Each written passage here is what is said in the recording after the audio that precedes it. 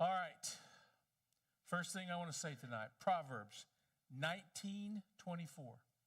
You can look it up, but it should be on the slide as well. And it was funny. Every version had something a little different to say about this one.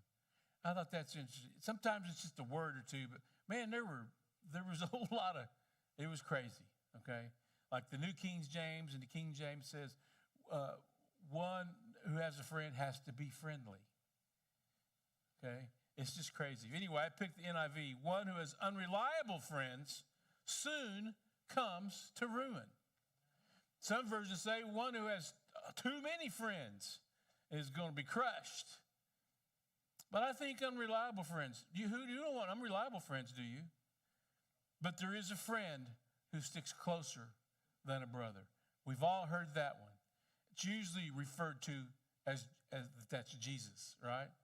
But I want you to know that God wants to put friends around us that are closer than a brother, closer than a family member. How can you get closer to a family member? Well, it's easy. There's a couple of things that you need to really have a close relationship with someone. Number one is a like vision. You need a like vision, okay? You need to be able to say, this is the page I'm on, and you're on the same page, right? I had a wonderful coffee this week with a friend. And I hadn't had a coffee with this friend in a long, long time. I see him fairly often, but I haven't had coffee with him in a long, long time. And it was supposed to have been a 1-hour coffee. We were going to do 1-hour coffee. 4 hours later, this person was in shorts and short-sleeve shirt, and I was putting my coat on because I was cold in the coffee shop. And we could have went for more hours. And it was so life-giving to me. All right? He didn't know that. He does now, probably, because he typically watches us online. It was so life-giving to me. It was wonderful. I was able to say and talk and do things that I hadn't said in a long, long time. I needed it. And he listened, and he shared. And he shared some things that really were thought-provoking for me and for me to consider. And I've had this happen with several of you before, or we spent some time, just ministered one to another. But this was a friend who sticks closer than a brother. And I thought about it. I've pondered about that meeting and that morning. And I thought, what a great friendship that was. But I later realized it was an episode of faithfulness.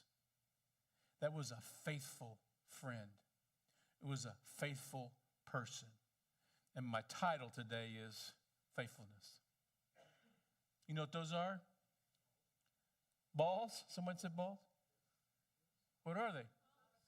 Olives. Looks kind of like our lime tree, though, doesn't it?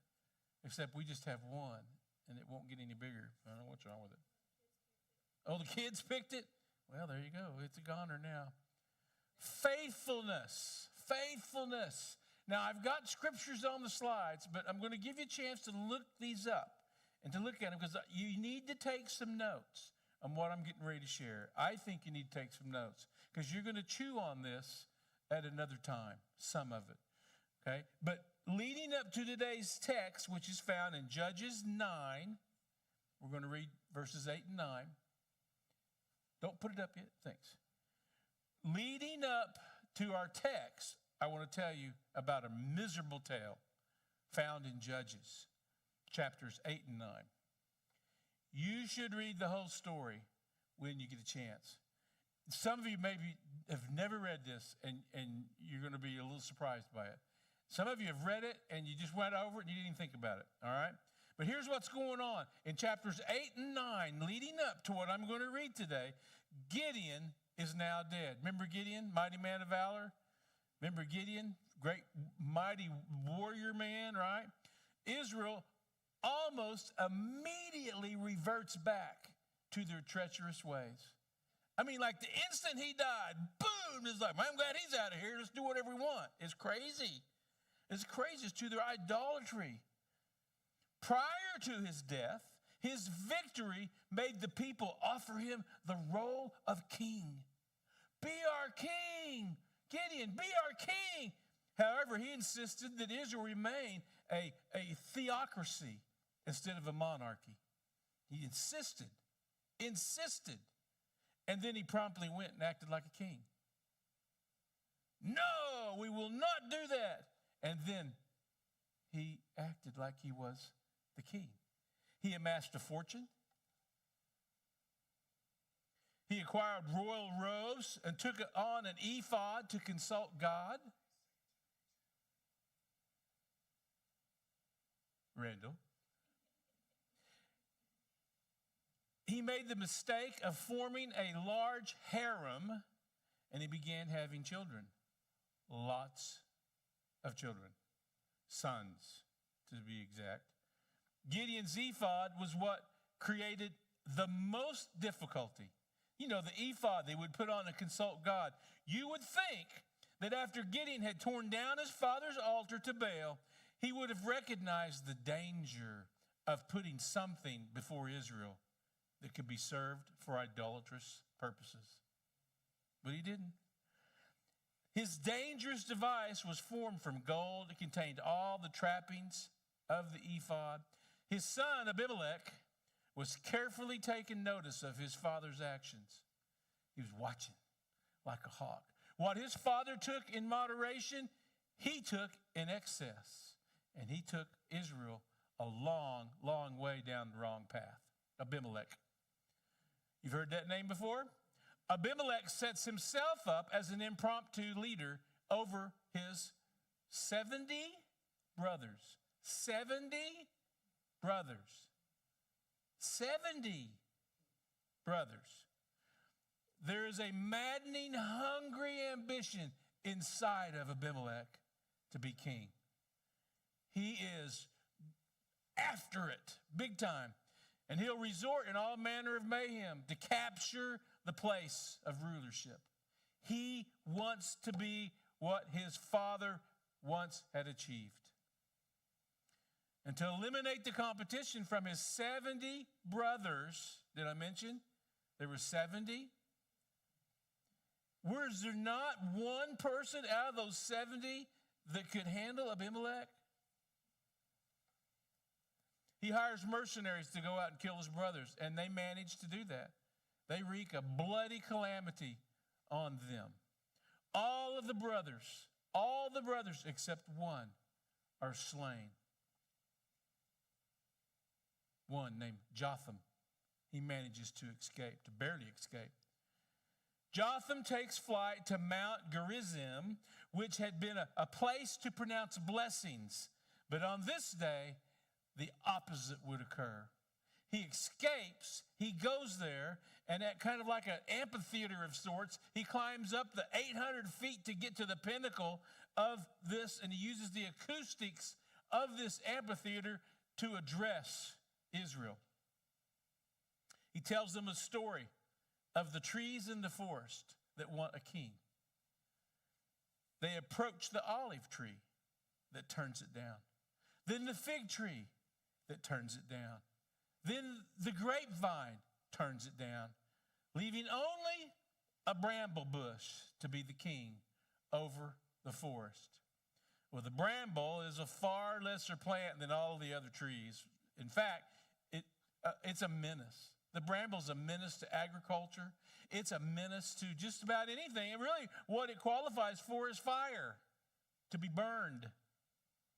Yet it was crowned as the king of the trees. Jotham is telling this story to all of Israel.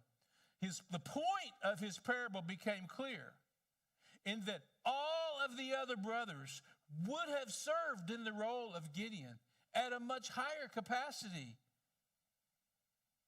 rather than Abimelech, who had bramble bush qualities about him. But despite that speech, Abimelech became the bramble king for a very short period of time over Israel.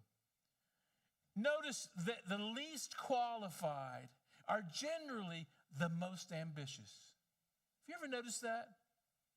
It is the under-equipped who often think they have the capacity and power to rule over those who really ought to be ruling over them.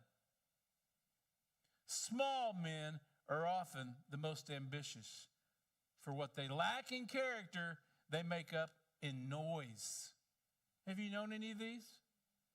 They make up in overt displays of raw power. There's still some of those around today. Most of them are politicians. This little bramble king wouldn't last very long, though, because he would die after a three-year reign when a millstone is dropped from a tower by a woman, fracturing his skull, didn't kill him, causing him to turn to his armor bearer and say, "Run your sword through me. I don't want it to be said that I was killed by a woman." So his armor bearer pulls the sword, pierces him through, and he died. Now, that's not what my story's about today, but you needed to hear that. You should go back and read chapter 8 and chapter 9, and it'll be hopefully more interesting to you than what I just said, but now you've got some background on it, right?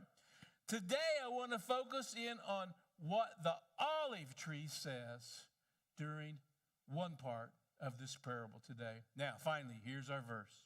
Judges 9, 8, and 9. Everybody there?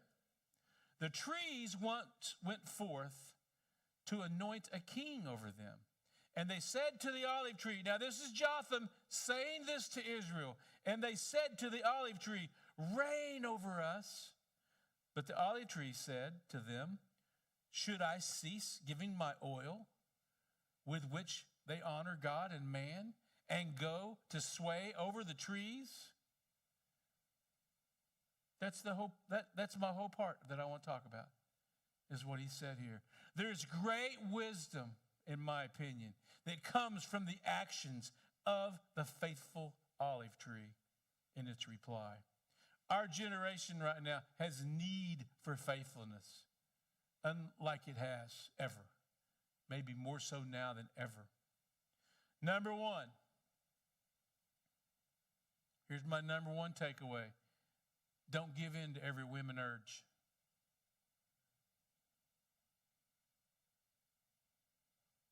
Our society does that. Everything that comes, every quick thing that comes, every thing that looks good and shiny. The olive tree raised a question in response to the request to be king of the trees. Here was his question. Should I? Should I? That's a wonderful response to the opportunities that life will sometimes throw in your direction. Just because the opportunity is there doesn't necessarily mean that you need to pursue it if you aren't careful. If you aren't careful, you can make a choice on a whim and it will put you 5 or 10 years behind as you try to live through the fallout of that choice. You should ask, should I? Should I? Paul said in 1 Corinthians 10:23, all things are lawful for me, but not all things are helpful. All things are lawful for me, but not all things edify. That's what I see when the olive tree said, should I? Should I? Faithfulness knows that just from being steady, that there may be pains, there may be troubles in your faithfulness that are going to be avoided if you'll be steady. There's also rewards that faithfulness understands will take place if it just remains consistently in one place. Changing horses in midstream opens up fresh temptations that you didn't even know were there. Fresh struggles, fresh doubts. Grass isn't always greener on the other side. Great blessings are gained when a man or a woman is willing to stay in the fight and work through the challenges instead of looking for an easier place to serve.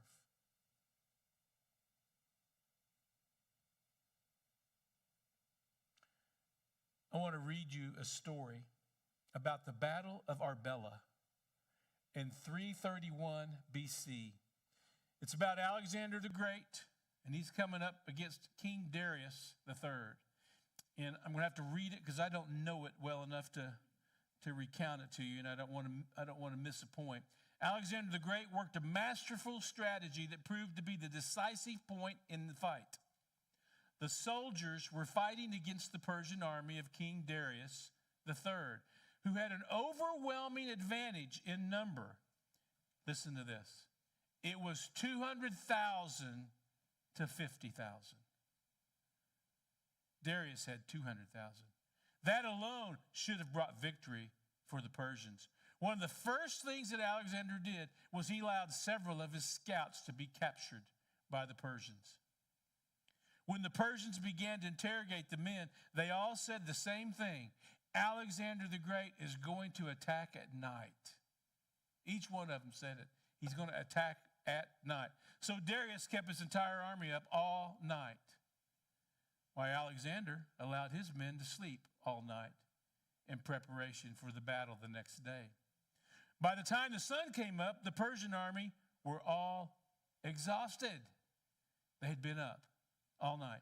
The second thing that Alexander did, that he did concern his battle plan. He had a battle plan, which he formed a wedge of his soldiers. He made a wedge with like a point, and it came out like a wedge, right? At the center of the formation were the foot soldiers that were very proficient with javelins. Javelins, not bow and arrows, but javelins. Once Darius saw the attack pattern, he sent 300 of his chariots forward in an effort to cut through the Grecian army. Now, these chariots were equipped with 2 men on either side of the charioteer who could fire bows. But the real danger was the long, razor-like swords that were attached to their wheels. There were swords going out of the wheel. So they would pull into a group of foot soldiers and just slice them up. The Persians would race through an army and waves the soldiers, and they'd be cut down by the spinning blades. However, Alexander knew that this was the strategy that the Persians would use. And when the chariots came racing down, the javelins began and literally rain on the charioteers. It wasn't too long until the division had ground to a halt because of injury or death. Thirdly, Alexander also knew their troops were an army of mercenaries and that they had no loyalty to each other or to the king. Now, when the chariots went down, there was a great distress among the soldiers. During that hesitation, Alexander led his elite soldiers in the center of the fight, and it was almost as if the Red Sea were parting before him and his men. With the presence of his great black war horse, his flashing jewel-crusted helmet, and flowing red cape, he flung himself into the middle of the battle. By doing this, he was able to catch King Darius in the midst of the fight. Darius took to flight, running from him in panic. The battle was left to his generals, who also began to flee. When the news of this rushed through the lines, the Persians were overwhelmed and defeated by Alexander the Great. Now here's my takeaway. Because he stayed exactly where he was supposed to stay, in the middle of the fight, it paid huge dividends for him. He refused to panic in the middle of adversity, and he pressed on. You can't give in to every whim and urge that comes to you in life. You just can't. There are times you have to be like that olive tree and stand in the midst of the struggle. You will build your life to greatness when you learn to do this. You business owners, You know what I'm talking about. You have to stand. You have to fight. You can't just quit. Number 2, faithfulness equates usefulness or equals usefulness. Faithfulness equals usefulness. Not only did the olive tree ask the great question of, should I? He also added something to that. Should I cease giving my oil? Or perhaps to rephrase it would be more like, should I leave my usefulness? There's some facts about olive trees that can help us to consider the greatness of living a Christian life. Listen to this. The normal lifespan of an olive tree is from 500 to 900 years old. Did you know that? That's an old tree. I remember watching these people that were, what's those people that have that internet show and they're redoing the 1,000-year-old house and they've got some olive trees on their property, and then the time come for them to go, Luca and whatever her name is, and they go out there, and I see, for the first time, I see real olive trees that people are trying to harvest. Well, that's an ugly tree. That's not a good-looking tree. But it's hundreds of years old. You'd be looking a little rough yourself. Some have even been known to have lived 1,000 years. Wow, that's a long time. Some olive trees range in height from 10 to 60 feet, depending on the variety and the pruning process. Olive trees do not bear fruit until 5 to 8 years old and don't reach full development until 20 years old. It's like the opposite of dogs. You got a dog that's 1 year old. Yep, it's 7 years old now. No, it's 1 year. Nope, it's 7. They mature and are at full production from 35 to 150 years of age. Wow. The average tree, listen to this, produces 41 to 54 pounds of olives per year. I didn't think that's very much. Or the equivalent of 4 to 5 liters of oil per year. That doesn't sound like a lot, does it? 4 to 5 liters for a whole year? Well, you better have more than one tree. And this is why. The record for an olive tree was one that yielded 800 kilograms of olives in a single year. And this is 1,700 pounds of olives. That's a bunch. The oil is removed from the olives through a process of pressure that uses no heat or solvents. It's revered for its fragrance. The golden oil of the olive was used in ancient civilizations as a body ointment and to heal. The ancient Greeks burned olive oil in their lamps as a source of light. Now listen to this. Worldwide olive oil production last year was between 793 to 925 million gallons a year. For that year. Million gallons. Now listen to this. Worldwide olive oil consumption was between 793 to 845 million gallons a year. Pretty much so, we consumed everything they could produce, and it's rising. It's rising. I like olive oil myself. There's a lot of spiritual lessons that you can take from these facts, I believe. Faithfulness speaks of being in a place for a long time. Faithfulness speaks of serving well. Serving well. If the average tree lives for 500 to 900 years, then understand that you can be productive in a place for a long time. You can. I had someone tell me this week they got an opportunity to speak at a funeral. Not just speak, but to share the gospel and lead people in the sinner's prayer. And this person is 85 years old. You can still be fruitful, even when you've been in a place for a long time. These trees had to contend with drought, disease, pestilence, and sometimes even poor skills from the farmers. But it still remains faithful.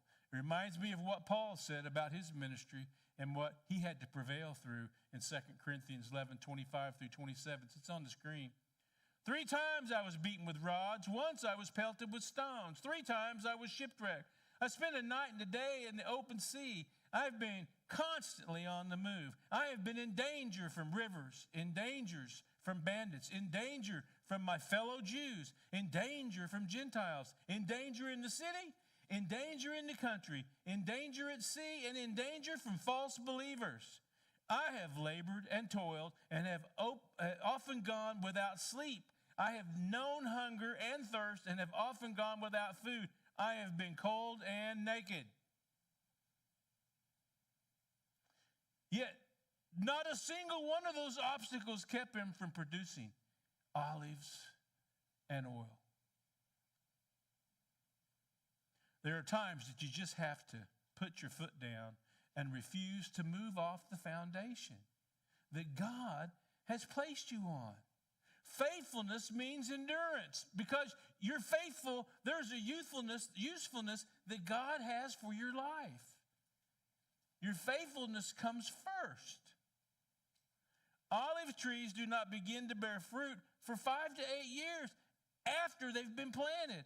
Far too often the devil tries to point out your ineffectiveness when God never intended for our lives to reach a place of production until after a sense of spiritual maturity has begun to take place. Are you spiritually mature? He's waiting on you to get there so that he can produce and produce more and produce more. If faithfulness leads to usefulness, then we have to incorporate a sense of patience when God is working out things in our own heart.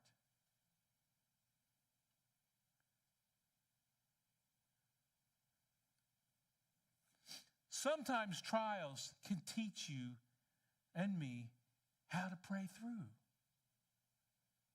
Without the trial, I would not ever learn how to do that. Sometimes problems can teach us how to pray through them. I have a problem, I need to pray through that problem. Sometimes trials can teach us how to worship through a trial. Sometimes dilemmas of life can be used so that God can show us lessons in His Word. Seasons of trouble can help us appreciate the seasons of blessing. Sometimes a season of drought can make us sink our roots even deeper into His Word. Just because you may not be bearing fruit on your time frame does not mean that you are not exactly on God's schedule. Don't give in to the cry of those who want to crown you king of a much lesser kingdom. If you're going to grow, if you're going to provide fruit, if you're going to bring oil to the vessel, if you're going to develop fully in your faith, if you're going to bring light to this dark generation, if you're going to bring fragrance and healing to others, you must learn the lesson of faithfulness.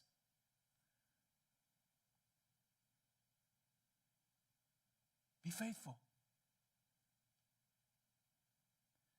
This is why you have to do as the olive tree said in the parable, I can't cease giving my oil. I can't leave my production. I can't leave my blessing. The Jerusalem Bible says this, must I forego my oil?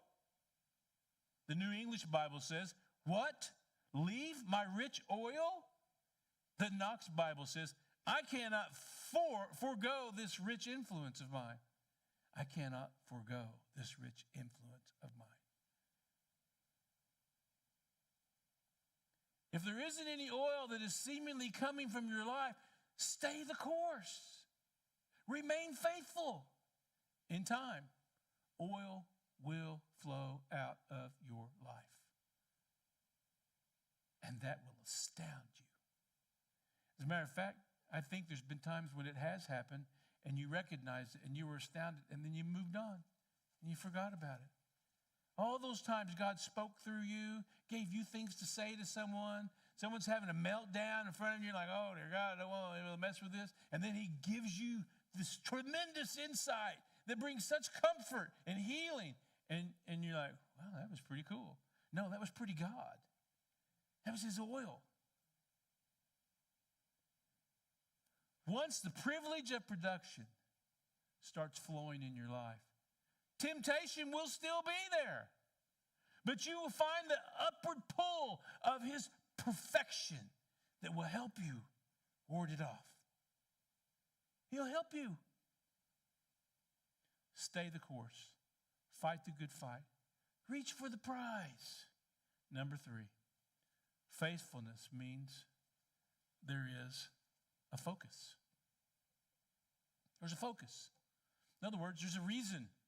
Resist the temptation to follow your urges and whims. Let me read verse 9 again. But the olive tree said to them, should I cease giving my oil, with which they honor God and men, and go to sway over trees? Did you catch the purpose? Did you catch the focus? With which they honor God and men, with my oil? The New American Standard Bible says verse 9 this way. But the olive tree said to them, shall I leave my fatness with which God and men are honored and go to wave over the trees? Don't leave the fatness of your production. Honor God and man with your sacrifice.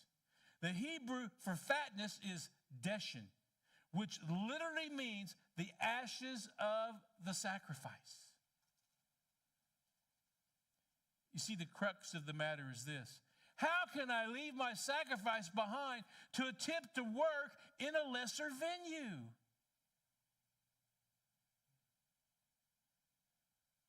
Sacrifice is very closely related to production. Matter of fact, many references in the Old Testament always come back to a sacrifice of some sort. Sacrifice is very closely related to production. We have to remember who we are producing for.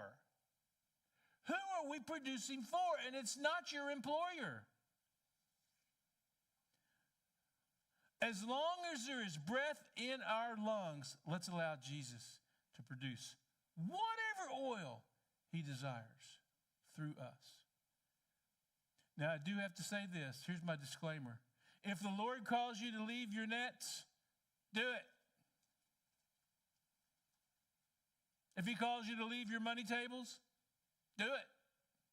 If he calls you to bear a cross, and he does, do it. If he calls you to embrace self-denial, well, do it. If he calls you to give up your selfish life, do it. When you want to say, it's an impossible demand, embrace the call. When you want to say, I have other plans for my life, instead, just follow the Lord. He knows what he's doing better than you do. So let me conclude with this. Ooh, I'm burning. That's all right. When the devil, not the Lord, is trying to get you to leave where you are and seemingly go and do something seemingly better, or if he's trying to get you to throw in the towel, just tell him, no, I think I'll just stay right here. I'm not getting paid down here. I get paid when I go home. Think about that. And don't you ever, ever, ever, ever think that you are alone, because you're not. Again, Proverbs 19:24 says, there is a friend who sticks closer than a brother. We know his name is Jesus, but there are others called to come alongside you.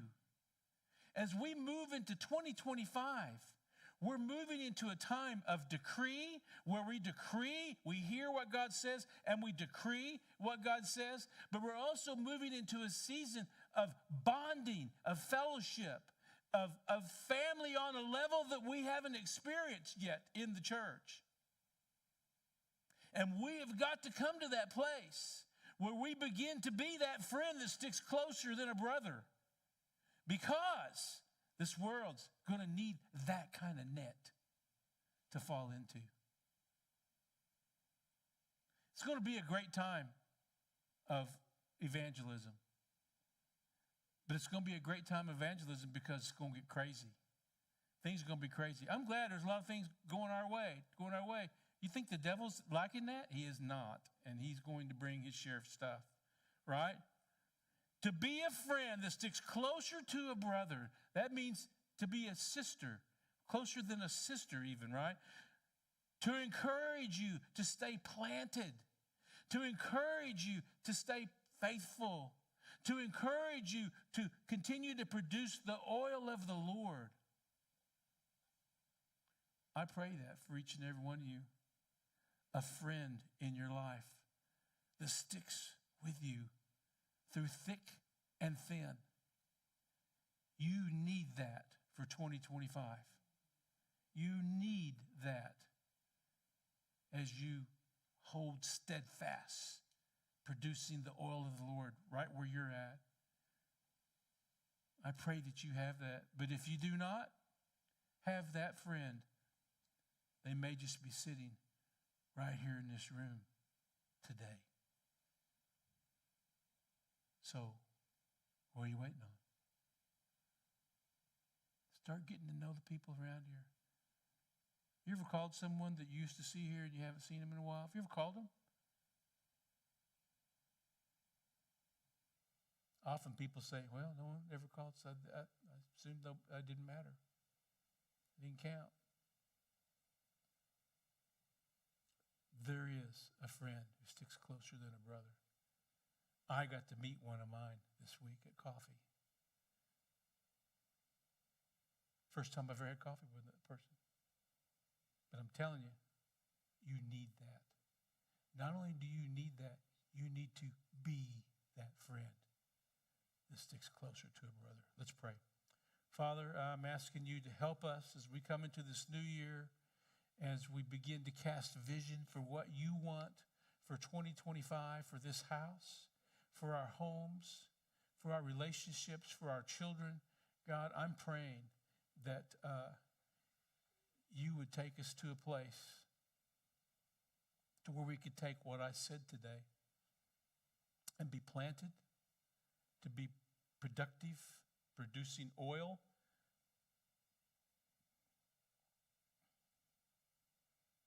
and to have purpose. Your purpose, clearly walked out. And that's going to involve locking arms, linking with others, being the net that someone might need to fall into. I'm asking you to help us do that. Give us vision, give us eyes of faith to see what you're doing in our lives. In Jesus' mighty name I pray. Amen.